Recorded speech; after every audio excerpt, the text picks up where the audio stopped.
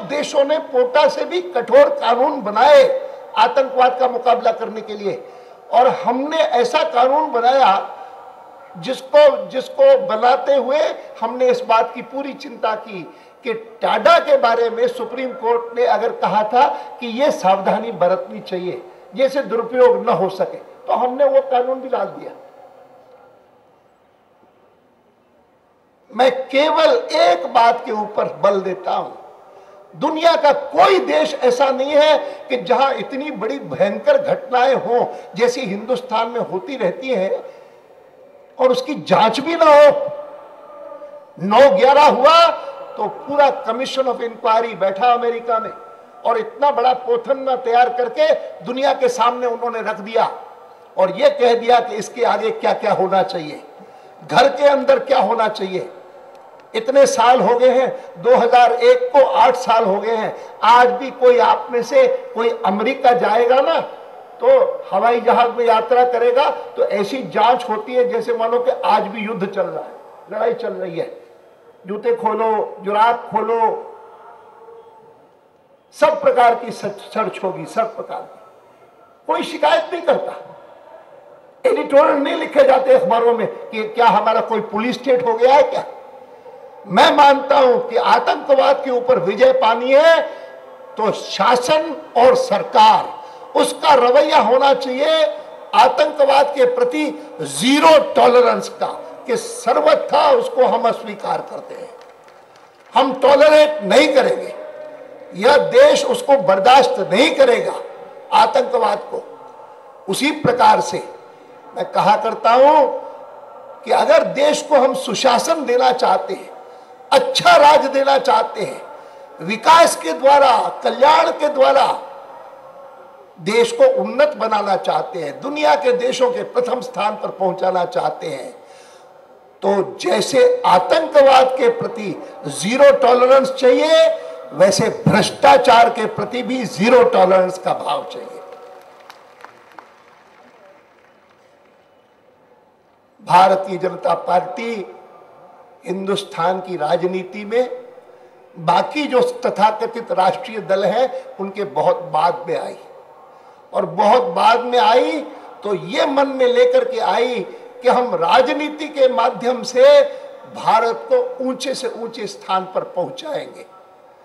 और ये पहुंचना केवल तब संभव होगा जब 1997 में 50 साल पूरे होने पर हमने देश को वचन दिया। हमने कहा, जीवन में मैंने कई सारी यात्राएं की जिनके द्वारा गांव-गांव देखा, देश का चप्पा चप्पा देखा, कोना कोना देखा। जीवन की मेरी सबसे लंबी यात्रा 1997 में हुई, जिसको मेरी पार्टी ने नाम दिया था स्वर्ण जयंती रथ यात्रा। भारत की आजादी का स्वर्ण जयंती वर्ष था वो, और उन सब देशभक्तों को जाकर के श्रद्धा सुमन अर्पित किए जिन्होंने क्रांति के माध्यम से, गांधी जी के असहयोग आंदोलन के माध्यम से, नेताजी सुभाष चंद्र बोस के आजाद हिंद फौज के माध्यम से, या वीर सावरकर जैसे क्रांतिकारियों के अंडमान के कारावास में जाकर के यातनाएं सहन करने के माध्यम से जिन जिन लोगों ने किसी भी प्रकार से भारत की आजादी में योगदान दिया था, उनके प्रति श्रद्धा सुमन अर्पित करते हुए मैंने देश को ये वचन दिया, भारतीय जनता पार्टी केवल मात्र एक राष्ट्रीय दल, एक पॉलिटिकल पार्टी नहीं है, एक बड़े बृहत राष्ट्रवादी आंदोलन का हिस्सा है। और जो राष्ट्रवादी आंदोलन इसी नागपुर की भूमि में पैदा हुआ, जन्म लिया, डॉक्टर केशव बलिराम हेडगेवार के राष्ट्रीय स्वयंसेवक संघ के रूप में। और यह जो आंदोलन है, उस आंदोलन का संकल्प है कि हम दुनिया के देशों में भारत को ऊंचे से ऊंचे स्थान पर पहुंचाएंगे। और यह स्थान तब मिलेगा हमको जब हम देश को सुशासन देंगे,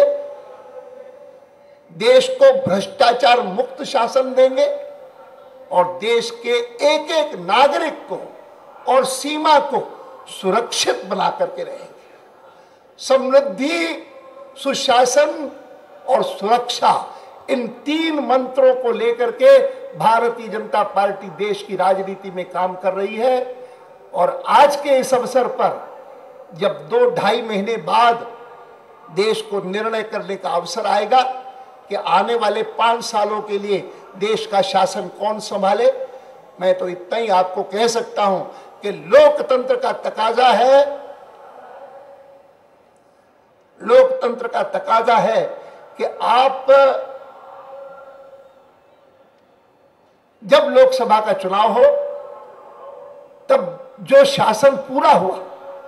उस शासन के कार्य के बारे में सोचें, कैसा कार्य किया, और उसके आधार पर फैसला करें कि उनको फिर से जनादेश देना चाहिए कि नहीं देना चाहिए। यह विदर्भ है। मैं विदर्भ में पिछले दिनों में जब एक यात्रा में आया जिसको उस समय नाम रखा था सुरक्षा यात्रा, तो अनेक किसानों के घरों में जाने का अवसर मिला जिन्होंने आत्महत्या की थी। और मैं तब से लेकर के सोचता रहा हूं कि दुनिया का कोई ऐसा देश है क्या, हिंदुस्तान में भी 60 साल के इस स्वतंत्रता काल में कभी ऐसा हुआ क्या कि इतनी बड़ी संख्या में, हजारों की संख्या में किसान आत्महत्याएं करें क्योंकि कर्जा नहीं चुका सके। जितने सारे मुख्यमंत्री यहां बैठते वो सब मुख्यमंत्री बारी बारी अपने यहां के किसानों की स्थिति, कृषि की स्थिति, इसकी स्थिति बताते, तो मन में बहुत संतोष होता है जब भारतीय जनता पार्टी द्वारा शासित राज्यों में से ये रिपोर्ट मुख्यमंत्री देते हैं कि हमारे यहां किसी एक किसान ने भी आत्महत्या नहीं की। अगर आत्महत्याएं हुई है तो महाराष्ट्र में हुई है, मुख्य रूप से विदर्भ में हुई है। आत्महत्याएं हुई हैं किसानों की तो वो मुख्य रूप से आंध्र में हुई है, ऐसे ही प्रदेशों में हुई है कि जहां पर शासन कांग्रेस पार्टी का है, भारतीय जनता पार्टी का नहीं। और इसी कारण हमको लगता है कि अगर केंद्र में आपने इस यूपीए की सरकार से देश को छुट्टी दी और भारतीय जनता पार्टी के नेतृत्व में एनडीए की सरकार बनाई, तो हम ये दावा करेंगे, हम देश को वचन देंगे कि हमारे शासन में, जो कि सारे देश में उस समय होगा, हम ये व्यवस्था करके दिखाएंगे कि एक भी किसान आत्महत्या न करे। सर्वथा संभव है, सर्वथा संभव है, करके दिखाएंगे।